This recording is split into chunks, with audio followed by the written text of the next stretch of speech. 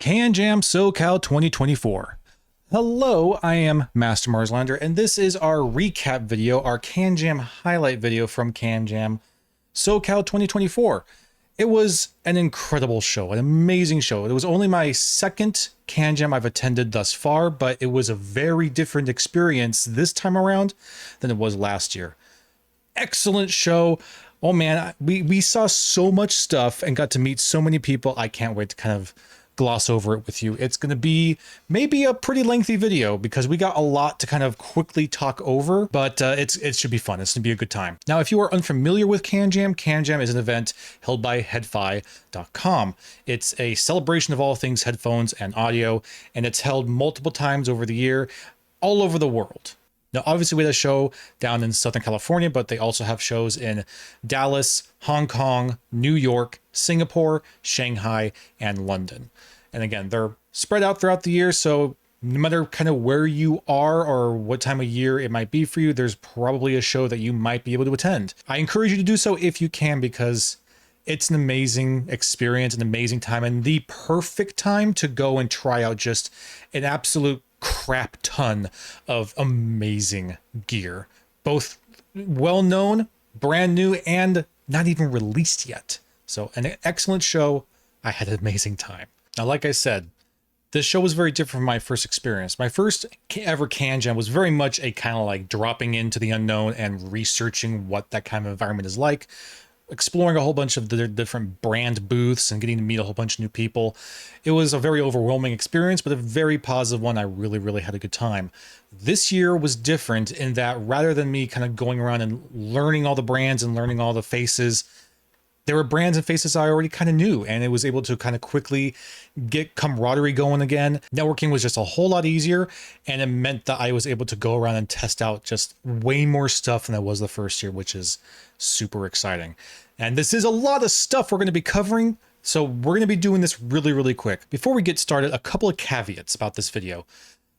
There's a lot to see, a lot to try, and CanJam is a very big place with a lot of people. It's been growing more and more every year, which means it's a really noisy environment to be doing any sort of like actual clinical testing of anything. So everything we're going to be talking about in this review are just things that I thought were particularly interesting. They are not by any means reviews of those products, barely even really first impressions. Obviously they are first time trying it. Yeah, it's first impression, but I'm not really going to go too much into detail about, how well things perform, because it's just way too hard to tell in a big noisy environment like that. So this is going to be a very quick shoot from the hip, kind of go over all the things I thought were really cool. And there's a lot of them. So it's going to be a very kind of quick, rapid fire sort of video, but hopefully it should be a pretty good one. Let me also add that we're not going in any particular order here. This is just the order that I randomly visited these booths and randomly tried all this gear. It's not an order of which ones I liked most, which ones I didn't like. Nothing like that. I liked everything that I'm going to be talking about here.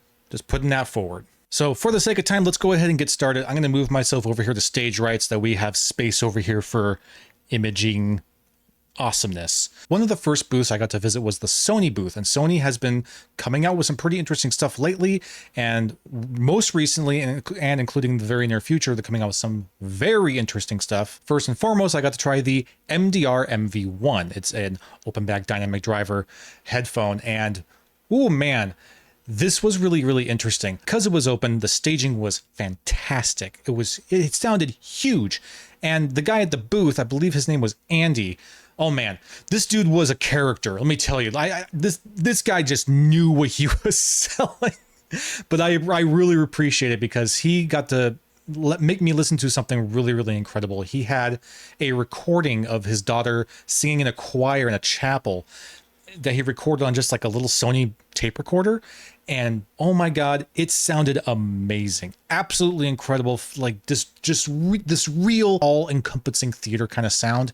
Really excellent. And Andy, by the way, was like an audio engineer for a whole bunch of bands in the 70s. So the guy knew what he was talking about, knew what he was doing. He was just such a cool guy. But yeah, the MV1s are huge sounding. They're just huge, and they're built extremely well. Oh, they were really lovely to handle and to wear. Really good, just in that little time I had with them. Next were the new MDR M1. I've been really looking forward to this one, so I was really happy it was there at the show to try out. This is Sony's kind of new release of their MDR line. That's kind of like a spiritual successor to the stuff they've been having on the shelf for over 30 years. So, and I think it really achieves that, man. It's built incredibly well. It was extremely light, but built like a freaking tank. It was really solid. The pads were wonderful and very plush and comfortable. A pretty good far step forward from their older style headphones, but it was an extremely comfortable headphone, very lightweight, and it just fit like a freaking glove on your head. What an amazing feeling headphone. And in terms of sound, I, again, can't talk too much about it because of the environment, but it felt very balanced, and I have an idea that it's going to be a very good reference headphone. I went ahead and stopped by the Dan Clark audio booth to try the new E3. I've heard a lot about this headphone. I was really excited to try it out, and I was not disappointed. This thing's massive. Look how big it is on my freaking head. It's a huge headphone, and man, it doesn't feel like it. It fits, again, like a glove. The weight distribution is excellent for a giant, a planar headphone like this. It really didn't bother me at all. And the pads were lovely and plushy, and the design of it, the industrial design, I actually really like. It has this very almost like Terminator-esque style to it, which I think is just super cool. But in terms of the sound, again, I can't go too far into it, but it felt, the general idea I got from it was that it was very quick. Even by planar standards, it was quick. And the sound, from what I could tell at the time, was just really well balanced. It had a really good tuning from what I could tell, but I won't be able to say for sure until I get one here in the studio, which hopefully I will be able to get one here pretty soon. So stay tuned for that. I did get to stop by the Meze booth and got to try a variety of pretty cool stuff, starting with the Imperium 2. Another headphone that I have heard a lot about from all corners of the audio space. And again, not disappointed. It was, in typical Meze fashion, built incredibly well. An absolutely insane amount of quality in the build. And just a very kind of luxurious premium look to go along with it. Everything felt just incredibly well made, and the pads were lovely and plush and soft. And even though it was a fairly hefty headphone on the head, it really didn't feel like a big headphone at all. It was super comfortable, felt, the weight distribution made it feel fairly light. And, you look at it, it's a beautiful headphone. The sound, from what I could tell, again, seems like a very precise and resolving headphone.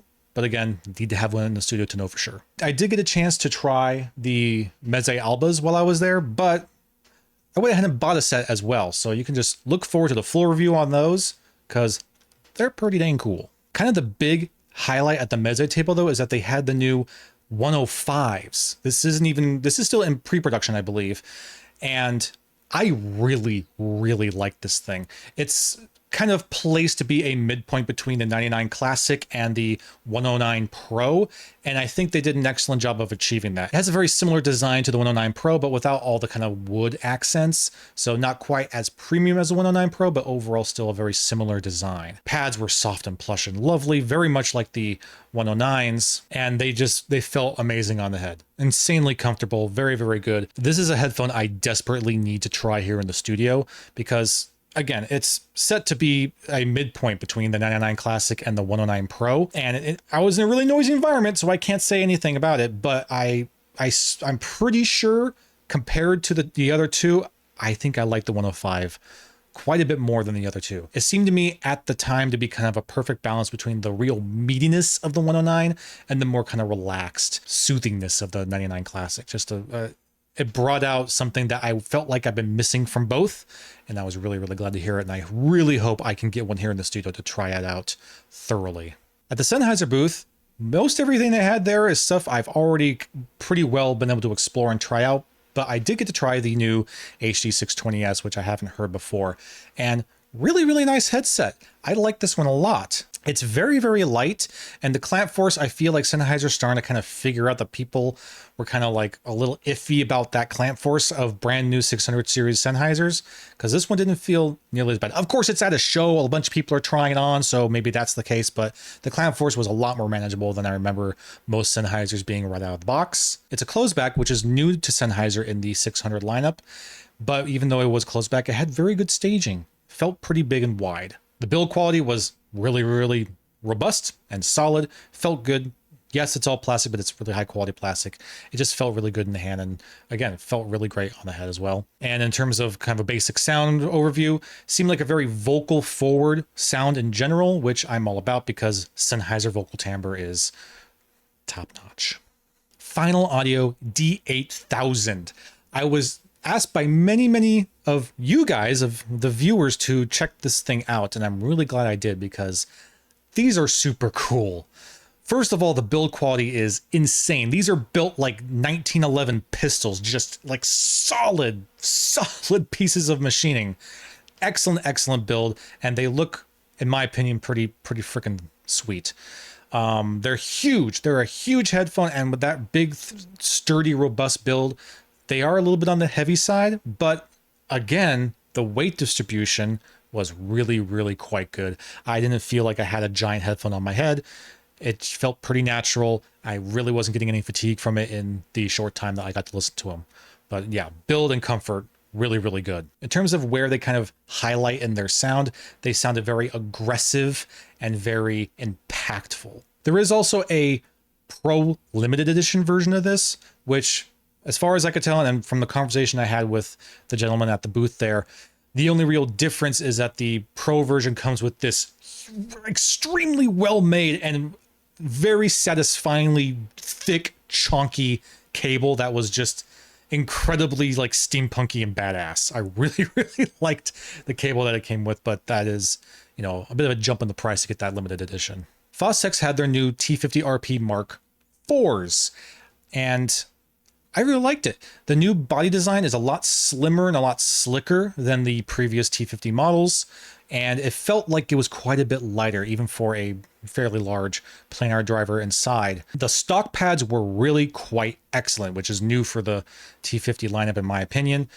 Yeah, the pads are significantly better than what you get stock with the Mark IIs and the Mark IIIs. So big improvement there. The Mark IV does use new drivers. And here's kind of what the drivers look like from the different models. We have the driver for the Mark III over here on the right side. There in the middle is the new driver for the Mark IV.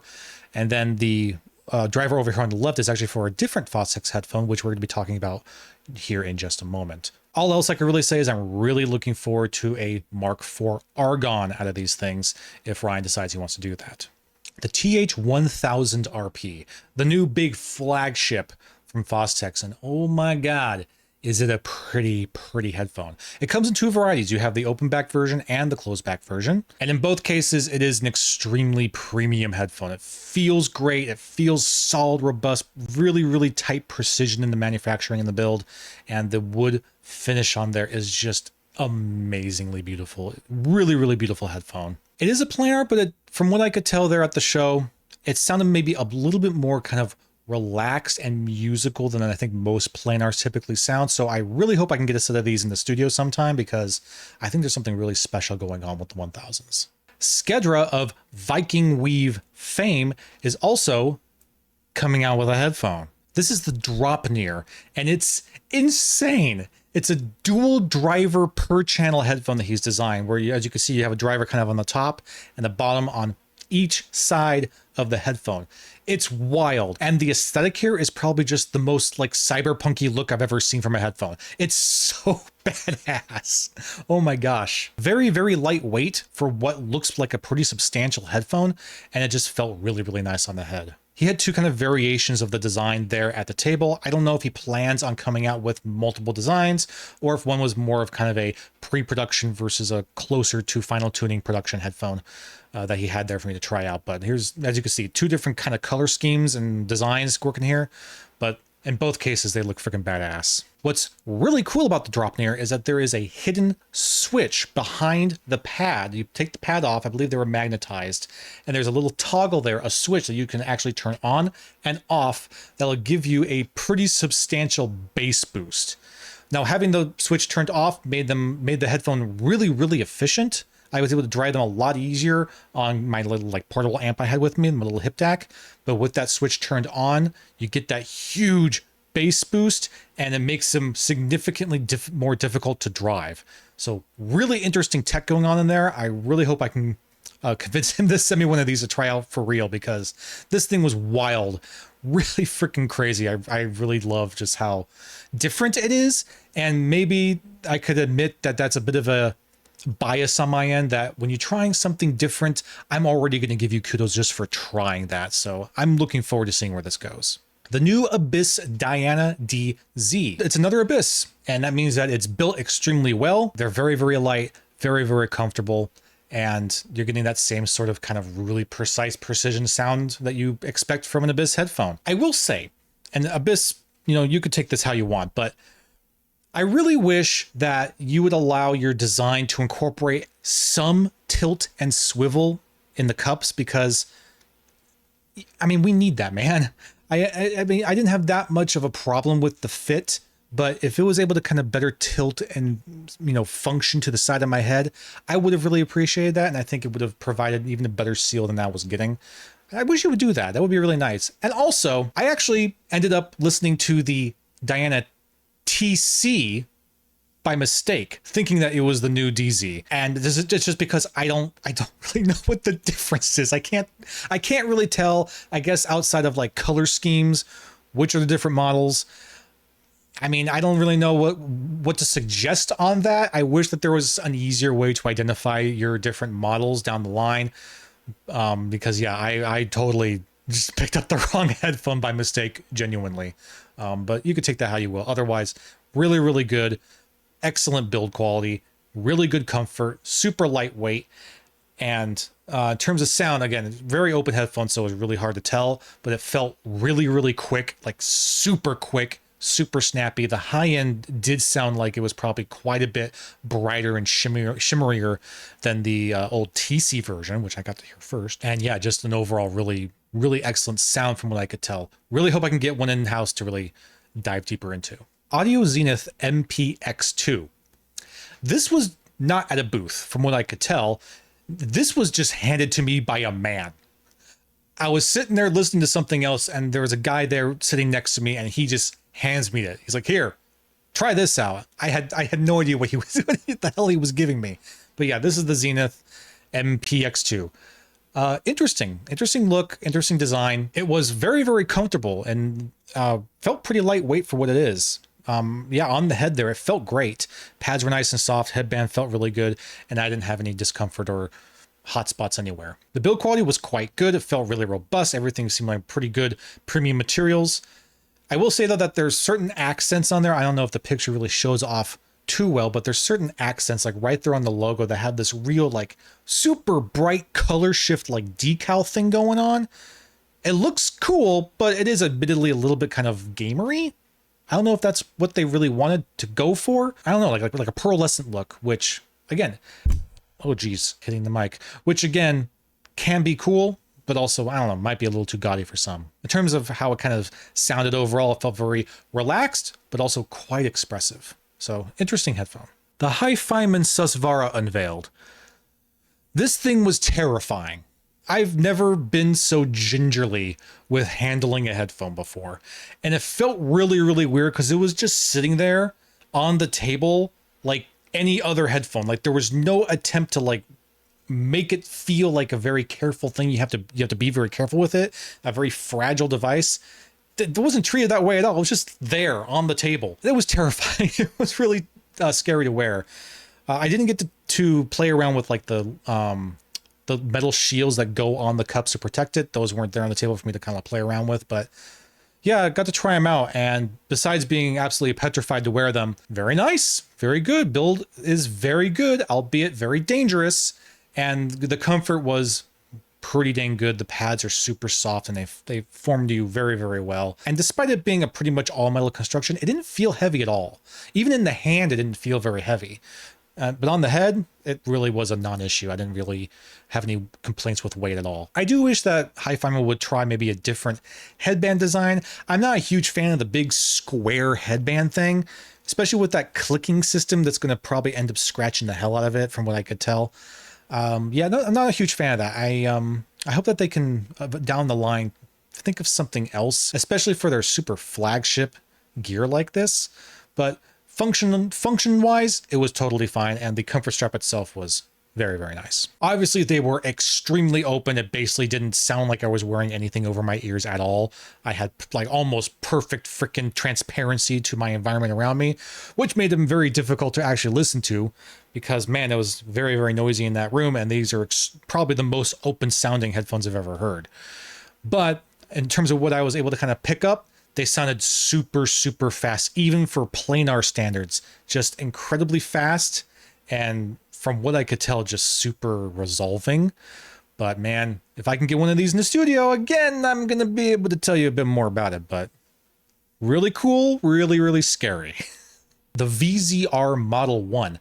This was interesting. They categorized this as a audiophile gaming headset, a gaming headset for audiophiles. So I think right there, they're really kind of putting themselves in a bit of a challenging position because a lot of audiophiles hear game and they're already getting scattered away from it. They're afraid of it and want to be anywhere near it. But I would encourage people to give this one a shot because it does some stuff that's pretty cool. And the build is really, really excellent. Again, these are built extremely robust. I mean, hyper robust. They were so solid and really, really well machined and well manufactured.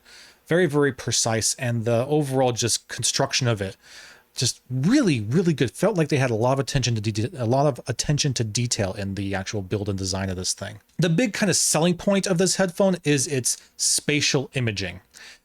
Again, it's supposed to be kind of a gaming headphone, so that's kind of what they were going for. Really precise, wide imaging that was, very, very fluid and transparent all around you. And the way that they wanted to kind of highlight that for you is they had a video going of some Call of Duty gameplay that was just on constant loop. And I got to sit there and I got to listen to that for a little while. And to kind of give you an example of how that turned out, in the video I was watching, the player's walking down this alleyway, and the alleyway is this kind of, you have the building on this side and then a wall that's just a little bit taller than you are. And then there's this kind of like open air up there, like the sky's up there. So as the player's running down this alleyway, I swear I could hear like the distant gunfire ricocheting, the sound of it ricocheting off the wall first from the building, then like out in front of me, and then ricocheting back off of the wall into my ear. Really, really impressive. Just like this actual realistic echoing bouncing off the walls in this alleyway of this artillery fire going off in the distance. And as the player kind of keeps running forward, and you get to the end of the alleyway, it opens up to this big, huge open space. And, once you're in there, the sound completely changed. This probably says a lot about Call of Duty sound design, maybe more than anything else. But you go into this open space, the sound around you completely changes. And that artillery fire, you could still sense where that's coming from. And you're still facing this direction with the artillery to my right side. And then the player, moves the camera towards where the gunfire is coming from. And as they're doing that, this plane flies overhead. And the plane, you see it starting on the right side of the screen, and it starts to go to the left side. But as it's flying by, the player is, again, moving the camera to face to the right. So as that plane flies by, I hear it very, very clearly, a little bit in front of me, way above me, fly over on top. And then as I turn, I feel it. This is hard to explain. I feel like it's here. It flies in front of me. And then as I turn, I feel it redirect and go directly over my head and then behind me. And it sounded like just absolutely real. So the imaging is fabulous, absolutely fantastic imaging with the Model 1s here. And I got to give them kudos for that. That's what they wanted to achieve. And dude, they freaking nailed it. Cause yeah, it sounded super immersive and very, very just precise imaging. Really, really good. The Sendy Audio Peacock. This thing is beautiful. Absolutely stunning headphone. Maybe a little too gaudy for some, but I really like it. I think it looks beautiful, really exceptionally well made. I have the Sendy Iva, which, some people have a little bit of a feeling about the Sendy Iva, but I really like the Iva. I think the Iva is built amazingly well. It's a very kind of, in my opinion, almost an art piece with how well made that thing is and how nice it looks. peacocks. Oof. But yeah, the peacock is following along with that. It's a beautiful headphone, huge planar headphone, but again, doesn't really feel that weighty. It's not a big, like, heavy thing on your head. It was extremely comfortable. The pads were very, very soft and plush, and that head strap was also just very, very soft and plush. So very, very comfortable headphone, especially for one so large. It is very, very open, so very hard to really get much of a sound profile from it, but it felt very quick and nimble, and also it felt like it had really good extension on both ends. Sivga P2 Pro. We were talking about the Cindy Iva. I mean, this is a very similar look, isn't it? This thing looks almost exactly like an Iva, but not maybe quite as artisanal. But yes, another planar headphone and another real banger. This thing was built, again, really, really well. Cindy and Sivga know how to make very well made headphones and very, very pretty headphones. This is a very pretty headphone as well. It was very, very light and fit amazingly well on my head. I believe it had the same pads that the Cindy Iva comes with. Those ones that are like very purposefully kind of shaped and curved. So it fit my head really, really well. And it felt like home. Felt like home. I really, really liked the feel and fit of it. It did feel like it was a bit of a warmer sound overall from the Peacock, and maybe not quite as resolving, but I think that at its price range, I believe they were saying it was around $500 or so. I think it's probably it could be perhaps a good mid-range value of a headphone here. I'd love to have this in the studio to try out some more. SJY Horizon. These were very, very cool. This is a very small boutique kind of handmade feel sort of manufacturer that made these, and it's all in-house. He even makes the drivers himself. Ooh, I love to hear that kind of stuff. I'm a total sucker for smaller manufacturing, for little boutique shops like this, where they just make stuff the way they want to make it and do it all themselves. I'm a huge sucker for this. Maybe that gives me a little bit of bias. I am happy to admit that, but very, very neat. And the concept here is also quite interesting. There is both a closed back and open back version of the Horizon, but the build is more or less pretty much the same with a slightly different kind of shape to the actual cup size. They both have this very squarish shape, very reminiscent of like Stax headphones, or I guess ear speakers. Despite the kind of unique design, without having, like, the pads themselves are also following that shape. They're a rectangular shaped pad. Pads were super soft and very spacious around the ear, so it felt like a normal headphone in every sense of the word. It didn't feel strange at all to have this square shape, and they were super comfortable. Really, really comfortable, super crazy lightweight, and yeah, they're super rad. I'm really, really interested to see where he goes with these, because I think there's a lot of potential. And then the sound itself, from what I could tell there on the show floor, just sounded really big and immersive. So I'm really looking forward to seeing where this goes, and I would really love to try one in the studio. Focal Azures, kind of their new kind of entry-level headphone from Focal here. These are really pretty. I really, really like the kind of soft blue color they went with these.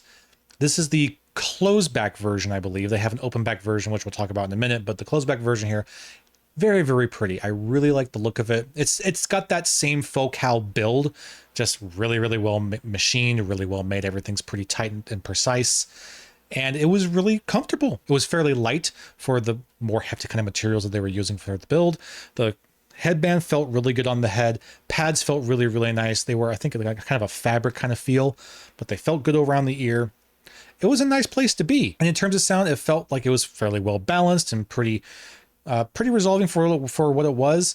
Seemed maybe a little bit similar to the Focal Celeste, but with maybe a little bit of a different edge to it. Again, really hard to tell there on the floor, but it felt like that's kind of the direction that they were going with it. Very kind of neutral, precise sound, and it did sound pretty nice. The Focal Haydenese, I don't know how to pronounce this. This is the open back version. So we have the closed back version with the Azures, and then here's the open back variant of that. Not a huge fan of the brown. The dark kind of chocolate brown just doesn't make it look like it matches very well with the closed back alternative. Like, they don't feel like they're two sides of the same coin. Does this make sense to you? I don't know. Maybe it's the graphic designer in me. I have no idea. But yeah, I'm not a huge fan of the brown. But the build quality is basically identical, except that this one is the open back version. And the sound profile also seemed like they were really similar to the Azures, but again, open back headphone that really, especially at the Focal booth. It was very, very noisy, so really pretty hard to tell. The ZMF Bokeh Open. Ooh, I love my Bokeh, and I love this thing too. The open back is pretty remarkable. Obviously, it's beautiful. It's ZMF. It's gorgeous. It's beautiful. Look at it. Oh, fond over it. But it sounded remarkably similar to the closed back Bokeh. That's what I took to the show myself to do a lot of the kind of the testing I wanted to do. I have my own Bokeh set there with me, the closed back version. They sounded really, really close. Really, really similar, with, of course, the open back version sounding, a bit more spacious, which I think is actually pretty impressive to have them have such a similar sound. But again, it was still a pretty noisy room, so the finer details I wasn't able to really kind of pull from. I really hope I can get a set of these sometime soon to try out, because they're beautiful, and I could tell you they sound at least as good from the closed back Bokehs from what I was able to tell there at the show. Hi-Fi for All, the Dahlia. Another, oh man, this thing's super cool. This is another like small manufacturer, boutique, handmade feel kind of headphone. And it's super, super cool. It is a 3D printed nylon, but it's glass infused nylon. So it just has a much more kind of robustness to it. And then also a much more smoother finish than a lot of 3D nylon pieces usually have. So it felt really, really good. It felt great. It did not feel like a 3D printed headphone like a lot of other 3D printed headphones tend to feel. It felt, for lack of a better term, more premium. Really, really nice. And it was extremely lightweight. It's a huge headphone, as you can see, massive on my head, but it was extremely lightweight. And that made it just incredibly comfortable. It just kind of floated on my ears, and I don't think I noticed it on the top of my head even at all. I didn't feel anything up there. It was just this floating thing on my ears, this big giant headphone.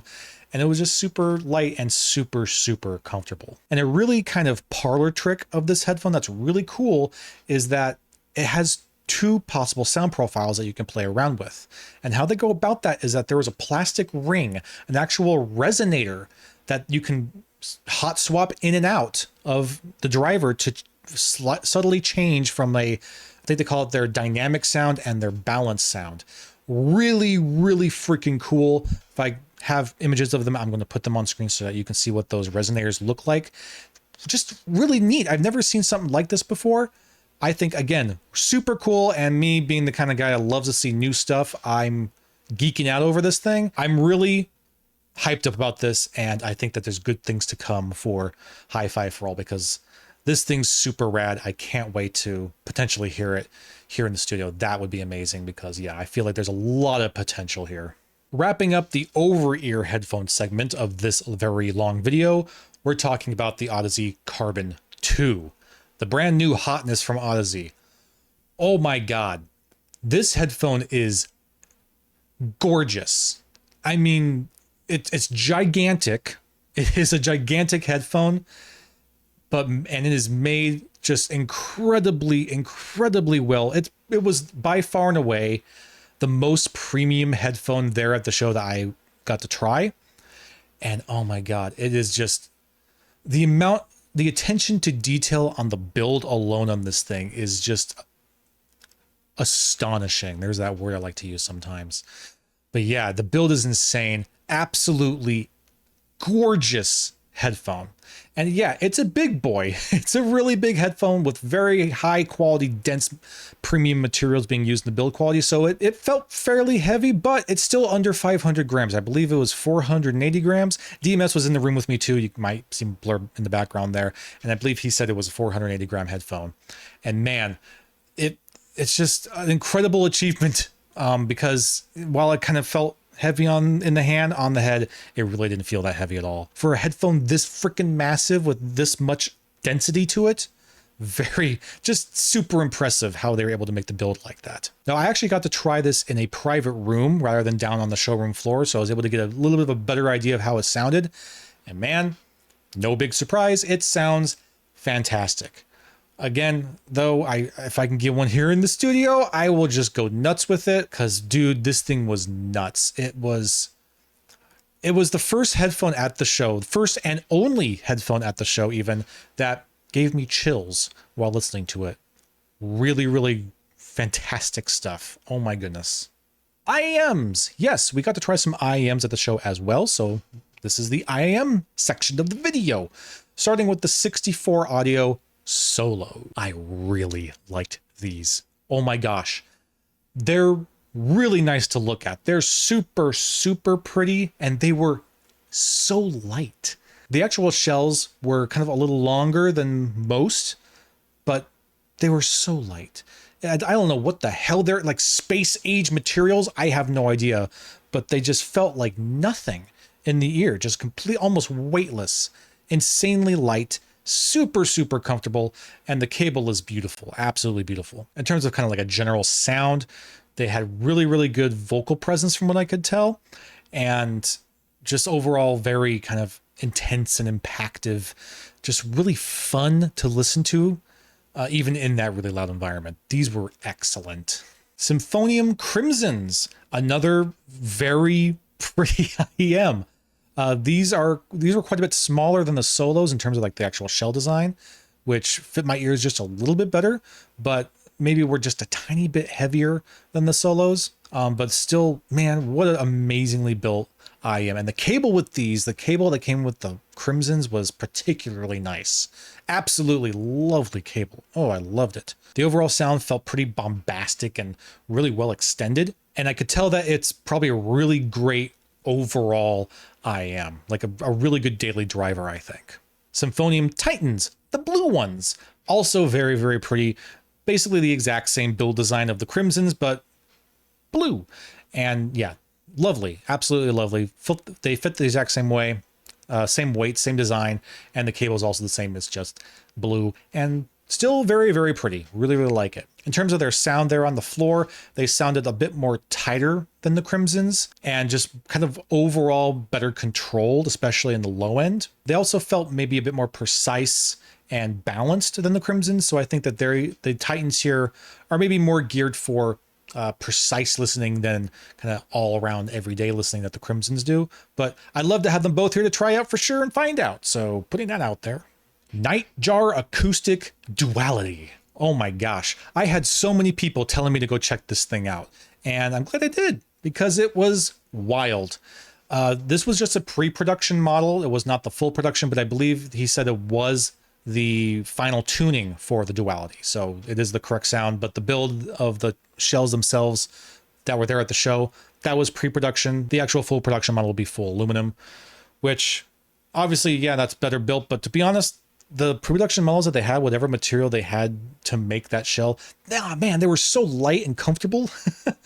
I hope that when they do the actual production shell, the aluminum is still light enough to closely match that comfort that they had there with the pre-model, because they were really comfortable, very lightweight, very nice. And this was another headphone that had an actual physical switch on the shell, like on the actual face of the shell was this teeny tiny little microscopic switch that you could turn on and off, just like the Dropnir from Viking Weave.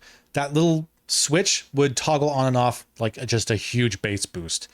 And let me tell you, the Duality is already an extremely bassy IEM. I mean, that bass was nuts. It's kind of like the Eris of IEMs, just this outrageous amount of bass that's really, really wild. But you flip that switch and now you just got even more bass.